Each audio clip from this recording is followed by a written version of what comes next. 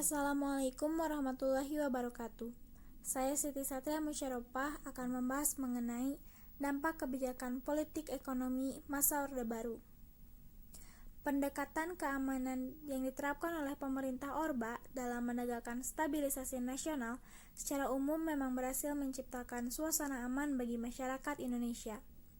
Pembangunan ekonomi pun berjalan baik dengan pertumbuhan ekonomi yang tinggi, karena setiap program pembangunan pemerintah terencana dengan baik dan hasilnya dapat terlihat secara konkret.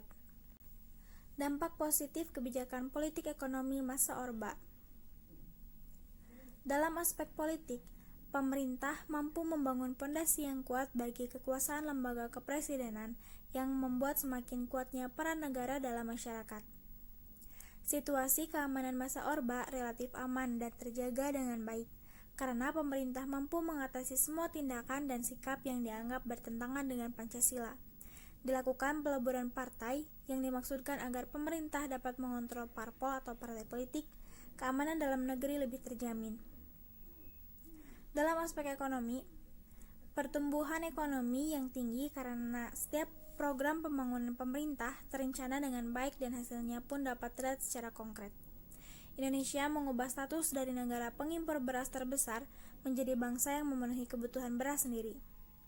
Penurunan angka kemiskinan yang diikuti dengan perbaikan kesejahteraan rakyat, penurunan angka kematian bayi dan angka partisipasi pendidikan dasar yang semakin meningkat. Perkembangan GDP per kapita Indonesia yang pada tahun 1968 hanya $70 dan pada 1996 telah mencapai lebih dari $1.000. Investor asing mau menanamkan modal di Indonesia. Sukses menumbuhkan rasa nasionalisme dan cinta produk dalam negeri. Namun, di sisi lain, kebijakan politik ekonomi pemerintah Orba juga memberi beberapa dampak yang lain, baik di bidang ekonomi maupun politik. Dampak negatif kebijakan politik ekonomi masa Orde Baru. Dalam aspek politik, pemerintah Orba cenderung bersifat otoriter. Presiden mempunyai kekuasaan yang sangat besar dalam mengatur jalannya pemerintahan. Peran negara menjadi semakin kuat yang menyebabkan timbulnya pemerintahan yang sentralistik. Pemerintah Orde Baru juga dianggap gagal memberikan pelajaran berdemokrasi yang baik dan benar kepada rakyat Indonesia. Sistem perwakilan bersifat semu bahkan hanya dijadikan topeng untuk melanggengkan sebuah kekuasaan secara sepihak. Kebijakan politik teramat biokratis, tidak demokratis, dan cenderung KKN. Dui fungsi ABRI terlalu mengakar masuk ke sendi-sendi kehidupan berbangsa dan bernegara. Dalam aspek ekonomi, perbedaan ekonomi antar daerah dalam masyarakat terasa semakin tajam, menciptakan kelompok yang terpinggirkan, menimbulkan konglomerasi dan bisnis yang erat dengan KKN. Pembangunan hanya mengutamakan pertumbuhan ekonomi tanpa diimbangi kehidupan politik, ekonomi, dan sosial.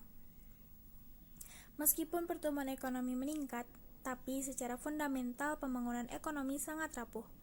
Munculnya rasa ketidakpuasan di sejumlah daerah karena kesenjangan pembangunan, terutama di Aceh dan Papua. Kecemburuan antar penduduk setempat dengan para transmigran yang memperoleh tunjangan pemerintah.